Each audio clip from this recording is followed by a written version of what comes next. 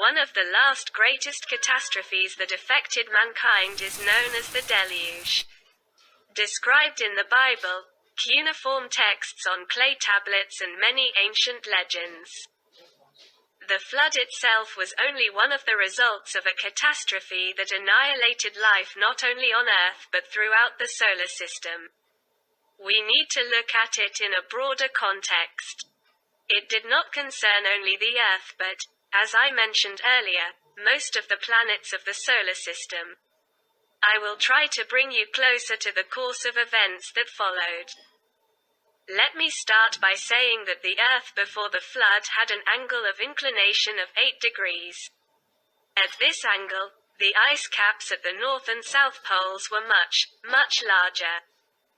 The water level in the seas and oceans was much lower than it is today. Most of the water was trapped as ice. Many of the ancient structures now found underwater were above the surface. We can find them all over the world, such as the Yonaguni Monument, an underwater city off the coast of Japan. In the 1980s, a search came across strange, stepped pyramid rock formations. It quickly turned out that it was part of a larger complex that resembled an underwater city. Dwarka, a city at the bottom of the Gulf of Cambay. According to legend, the city of Dwarka was founded by Krishna himself, and on the 7th day after his death, it was swept by the sea. Its detailed descriptions can be found in the Mahabharata. The existence of this city for hundreds of years was considered a myth or a figment of the literary imagination. In the year 2000, underwater ruins were discovered at the bottom of the Gulf of Cambay. Their age is estimated at 10,000 years. Heraclean Thonis. At the beginning of the 21st century, at the bottom of the Gulf of Abukir. The sunken city of Heraclean Thonis was accidentally discovered, which was only 50 meters below sea level. It turned out that these are the ruins of the metropolis, which was the predecessor of Alexandria and the point where trade between Egypt and Greece took place. The city center was discovered, in the heart of which was the Temple of Amun, as well as 64 ships, 5-meter statues, sarcophagi, bronze and stone sculptures, and tablets written in ancient script. The list could go on and on. In the Mediterranean Sea alone about 100 sunken cities have been found. Returning to the angle of inclination of the Earth of 8 degrees before the catastrophe, which we are informed about by ancient buildings in South America, such as the Pyramid of the Sun in Mexico or even Baalbek in Lebanon, located in Western Asia in the Middle East. We need to look at the Pyramid of the Sun in Mexico. The layout of the pyramids in Mexico and the pyramids in Egypt are related. Its present deviation from the north-south directions is 15 degrees and 50 minutes at the present angle of the Earth's tilt, estimated at 23 degrees and 50 minutes. 23.5 degrees minus 15.5 degrees equals 8 degrees. And the angle of inclination of the walls of the Pyramid of the Sun is 43 degrees and 50 minutes. Of the Great Pyramid of Giza 51 degrees and 50 minutes. Which is 51.5 degrees minus 43.5 degrees equals 8 degrees. Did the angle of inclination of the pyramid walls show the angle of the Earth relative to our galaxy? 8 degrees was the angle of the Earth before the flood. If we turn the Earth to an angle of 8 degrees, then the Pyramid of the Sun in Mexico will exactly line up according to the north-south directions. From this it can be concluded that the Pyramid of the Sun was built before the flood. When the cataclysm changed the layout of the Earth, the north-south directions shifted. It was necessary to build a pyramid taking into account the changes that occurred. The Great Pyramid of Giza is just such a structure. It was built in accordance with the new north-south directions. and the angle of inclination of the walls changed from 43.5 degrees to 51.5 degrees. What led to the catastrophe and shift of the Earth? A large asteroid. What dimensions it had is difficult to say. It flew close to our planet. The force of its gravity pulled the Earth slightly, extending its orbital flight by 6 days and 6 hours. Yes, the Earth revolved around the Sun in exactly 360 days. As described in ancient cuneiform texts. At present, a complete revolution around the Sun is 366 days and 6 hours. The gravitational force of the asteroid passing so close destabilized the ice caps, leading to the shaking and change of the center of gravity of the Earth. This effect led to a change in the angle of inclination of the planet, and it caused an additional movement of our globe. The glacier caps behaved like, for example, clothes thrown into a washing machine set to spin. If we put clothes on one side of the washing machine, a quick rotation will lead to the fact that the washing machine will start jumping around the room. This is what happened to the ice caps that had to break apart under the influence of centrifugal force. Huge icebergs fell into the ocean, causing a devastating tsunami, flooding coastal cities, destroying everything in their path. Water from the melted ice raised the level of the seas and oceans, flooding hundreds of cities that are still underwater today. The current high water level is due to this catastrophe. Such large ice caps, due to the present angle of the Earth's inclination, do not form as large as they did before the flood. The main wave of the deluge swept across the Americas. The asteroid dragged unimaginably large masses of water to the height of hundreds of kilometers. This wall of water fell over the Americas, flooding them with salt water from one end to the other. The sea of water rolled from one end to the other, destroying everything. Salt waters filled the plains of the valley of the basin. Over time, the water evaporated, leaving great salty deserts. To this day in the Americas, there are vast areas covered with sea salt left over from the waters of the deluge.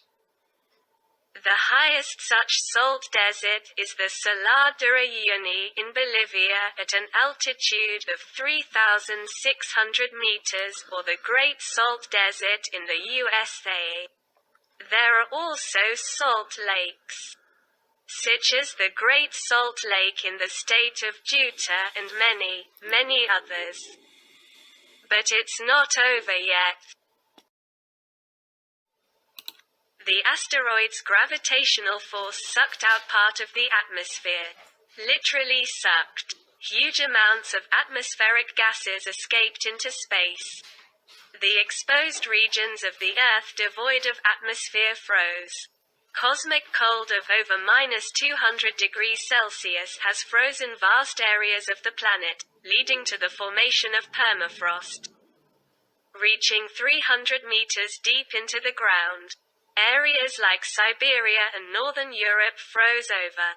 This is how mammoths and other animals inhabiting those areas became extinct.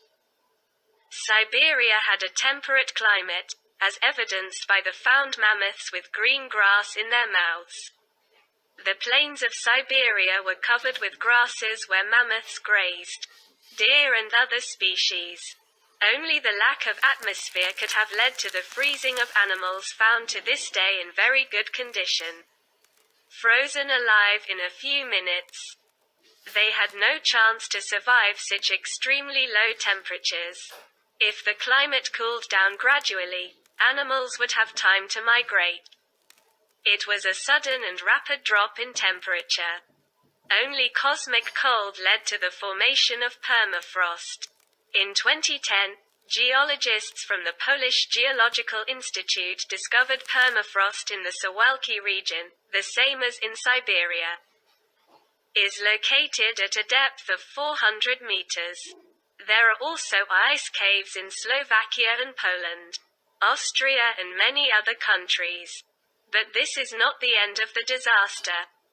The asteroid moved away from the Earth heading straight towards the planet Phaeton. This name is most often used. Located between Mars and Jupiter. Once a planet full of life. Inhabited by all living creatures and vegetation. There is now an asteroid belt with a large planetary core named Ceres. There are also several very large objects on the belt, such as Vesta, Pallas and Hygiea. These are the remnants of the collision of large objects. These may be the moons of the planet Phaeton. Theories about this planet are different. They assume that the force of Jupiter's influence did not allow the planet to form. If so, how did the planetary core form? For this, a fully formed planet is needed to form a core. In addition, Jupiter has about 79 moons discovered so far, and the force of Jupiter's influence does not pull them to its surface. The collision of the asteroid and the planet Phaeton was a phenomenal force of the impact that led to the complete destruction of the planet. The force of the impact threw a lot of material towards Jupiter. This planet took the main impact of the shattered planet.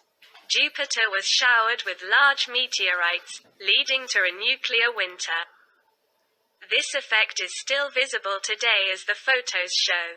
The effects of nuclear winter can be caused by the impact of a large meteorite or thousands of small ones. Climate change caused by the meteorite impact is believed to be responsible for some of the mass extinctions of flora and fauna. The dust raised by the explosions, especially soot, obscures the sun. The temperature of the surface and the atmosphere decreases, preventing photosynthesis. Plants die, food is scarce, animals and people die. The result of nuclear winter was the destruction of life on Jupiter. It should be added here that the latest study of Jupiter proves that it has a solid core and a rocky surface. Slowly, the world of science finds out that Jupiter is not a gas giant, but a rock planet where life could exist. This is not the end of the disaster. The remains of the planet Phaeton and the asteroids that did not fly towards Jupiter were pulled towards the center of our system. Heading towards the Sun. They encountered the planet Mars on their way. It's not hard to imagine the damage these shards caused. Mars didn't disintegrate on impact, but was practically sterilized. Everything that lived on Mars was annihilated, flora and fauna completely destroyed. Not even the buildings survived. Strong sandstorms carrying dust and debris covered all remnants of the civilization that lived there. Nuclear winter did not occur because the Martian atmosphere was mostly blown into space. But it's not over yet. The Earth, just rising from the flood, received another blow. Meteorites that were not absorbed by Mars, flying further towards the Sun, bombarded our planet. Fortunately for us, the meteorite bombardment did not cover the entire planet.